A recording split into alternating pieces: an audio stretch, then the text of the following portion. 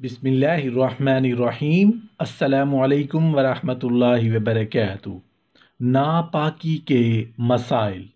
नापाकी में खाना पकाना कैसा है?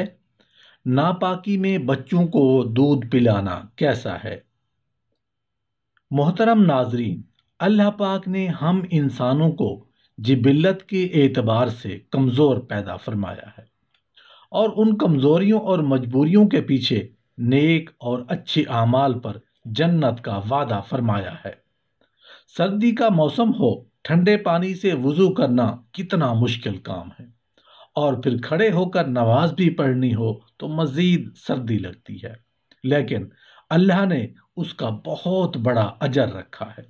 मोहतरम नाजरीन, एक सवाल पूछा गया है कि नापाकी की हालत में अल्लाह का नाम लेना यानी जिक्र अज़कार करना, दरूद पाक पढ़ना या फिर आज़ान का जवाब देना कैसा है, जायज़ है या नहीं। यहाँ पर एक और सवाल भी पैदा होता है कि नापाकी से मुराद कौन सी नापाकी है, जनाबत की नापाकी या औरतों के जो मखसूस अय्याम होते हैं यानी हैज़ व नफास की नापाकी। बहरहाल दोनों मसाइल का जवाब इंशाअल्लाह इस वीडियो का हिस्सा होंगे। देखें, सबसे पहली बात तो ये है कि बगैर किसी शरई उज़्र के तहारत हासिल करने में, पाक होने में ताख़ीर से काम नहीं लेना चाहिए। अगर आप नापाक हो चुके हैं और फिर कोई उज़्र भी नहीं तो जितना जल्दी हो सके गुस्ल करके पाक हो जाना चाहिए। ये अफजल तरीन अमल है।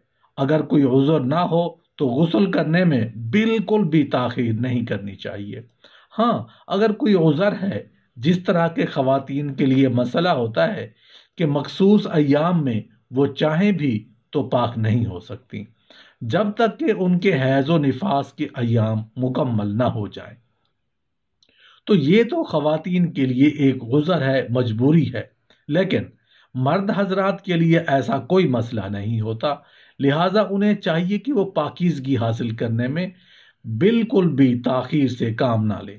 यानी एहतलाम हो गया या मियाँ बीवी ने हम बिस्तरी की जिसकी वजह से उन पर गुस्ल फ़र्ज हुआ, तो इसमें ताख़ीर नहीं करनी चाहिए। जितना जल्दी हो सके गुस्ल करके पाक हो जाना चाहिए। सवाल अब ये पैदा होता है कि नापाकी की हालत में अल्लाह का नाम लेना, जिक्र करना, दरूद पाक पढ़ना या फिर आज़ान का जवाब देना कैसा है। तो इन सवालों का जवाब ये है कि देखिए, नापाकी की हालत में अगर तो जनाबत की हालत में है यानी जुनूबी शख्स है तो जनाबत की हालत में नमाज पढ़ना मना है। आप नमाज बिल्कुल भी नहीं पढ़ सकते क्योंकि नमाज के लिए हमा किस्मी तहारत का होना शर्त है।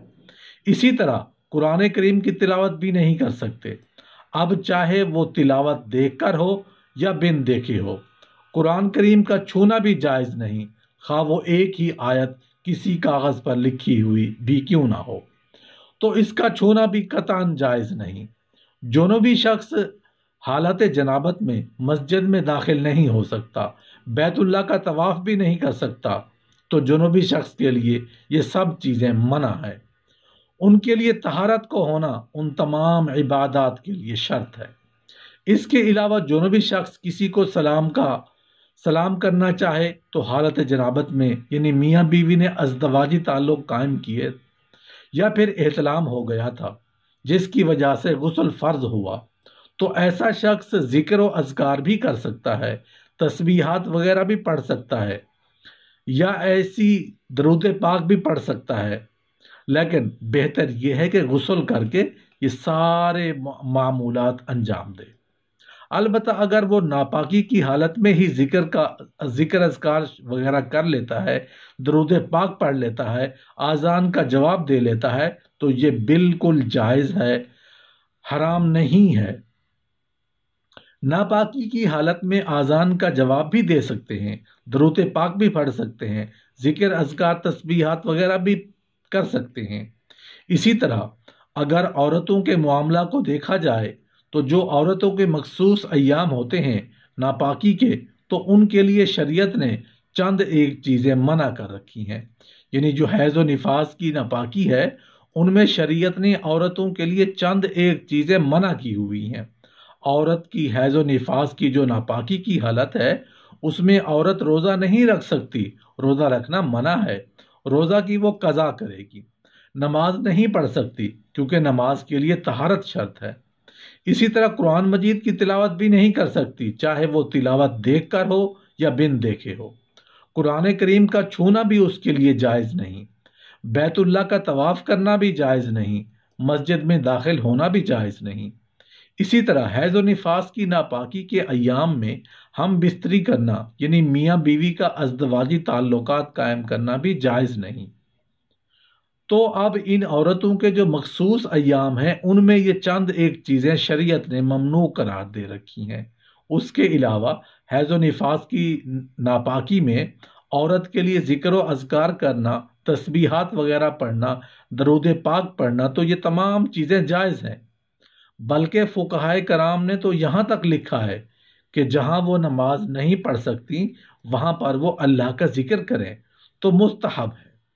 سبحان اللہ، الحمد للہ اور اللہ اکبر اور کلمہ طیبہ کا ورد کریں، درود پاک کی کثرت کریں، تو یہ کام بالکل ان کے لیے جائز ہے۔ اسی طرح بعض اوقات یہ بھی پوچھا جاتا ہے کہ ناپاکی کی حالت میں ماں اپنے بچے کو دودھ پلا سکتی ہے؟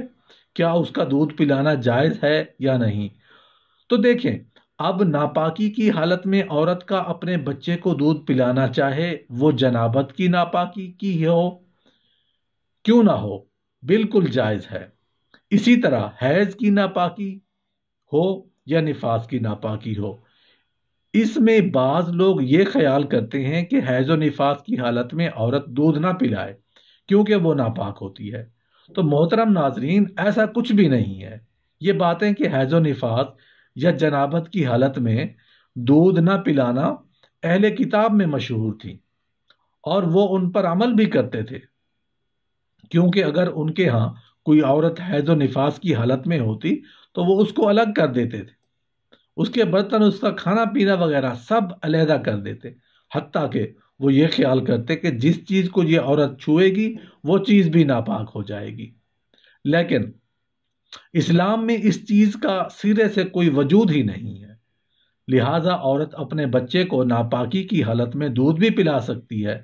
جنابت کی حالت میں کوئی چیز کھانا چاہے تو بہتر ہے وضو کر لیں، غسل جنابت بھی کر لیں، درست ہے، البتہ نماز کا وقت ہو تو دیر نہیں کرنی چاہیے اور غسل کر کے ٹھیک وقت پر نماز ادا کرنی چاہیے۔ حیض و نفاس والی عورت ہو یا جنوب، اس کو ساتھ کھلانے، اس کا جھوٹا کھانے، ان کے ساتھ پکا ہوا کھانے، ان کے ساتھ سلام مصافحہ کرنے میں کوئی حرج نہیں۔ بعض مرد حتیٰ کہ بعض خواتین بذات خود ان کے ساتھ کھانا کھانے یا ان کے جھوٹے کو برا سمجھتی ہیں۔ ایسی غلط سوچ اور غلط رسومات سے اجتناب کرنا لازم ہے۔